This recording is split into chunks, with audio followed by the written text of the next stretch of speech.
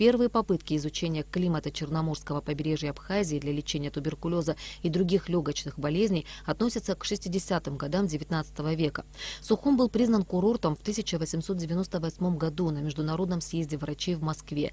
После этого Абхазия стала привлекать к себе внимание известных русских профессоров Остроумова, Гундобина, Боткина, Бутлерова, Левшана и многих других. Природно-климатические условия замечательные для лечения бронхолегочных заболеваний. В Москве в 1898 году состоялся Международный конгресс врачей, на котором известный профессор Остроумов сказал, что Сухум является прекрасной базой для лечения бронхолегочных заболеваний. И сделал широкую такую рекламу в Европе, чтобы не ездить не в Западную Европу лечиться, там известные курорты, а чтобы, значит, россияне и приезжали сюда на лечение. Да. В современной Абхазии туберкулез получил распространение после Отечественной войны. Больным требовалось комплексное лечение.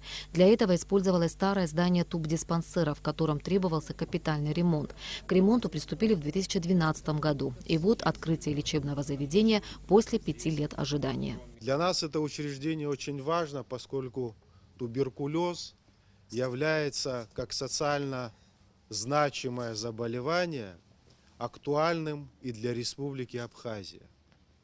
Только за 2017 год у нас вновь выявленных лекарственно-устойчивых форм у пациентов, у 12 пациентов.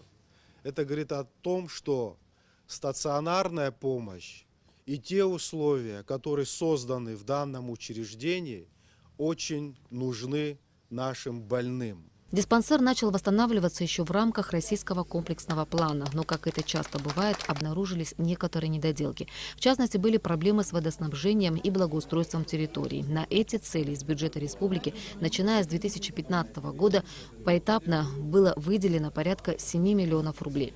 Диспансер рассчитан на 120 коек. Есть и детское отделение. В новом здании появилось хирургическое отделение с операционной и реанимацией, оснащенными необходимым современным оборудованием.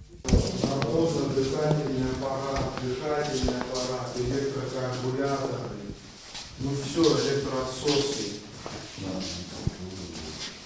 прекрасный стол. Следует отметить, что в больнице предусмотрено отдельное содержание больных с разными формами туберкулеза. На сегодняшний день на стационарном лечении находится 12 человек, больных активным туберкулезом, которые проходят лечение в отдельном корпусе, рассчитанном на 20 коек. Со временем здесь планируется разместить хоспис. По словам специалистов, в целом по республике доля различных устойчивых форм туберкулеза легких возрастает. В настоящее время у нас по чувствительной форме лечится всего по Абхазии 69 человек, а по устойчивой форме 30 человек. Значит, в этом году у нас всего лечилось по чувствительной форме 205 человек и по устойчивой форме 59 человек. То есть у нас возрастает доля устойчивых форм различных по Абхазии. Что касается медикаментозного обеспечения, то все больные обеспечиваются препаратами за счет государства. Кроме того, подписан меморандум о взаимодействии с международной гуманитарной организацией ЮНИСЕФ, в рамках которого будет осуществляться лечение больных туберкулезом с лекарственно устойчивыми формами. Ирина Аршба, Беслан Джинджал, Абхазское телевидение.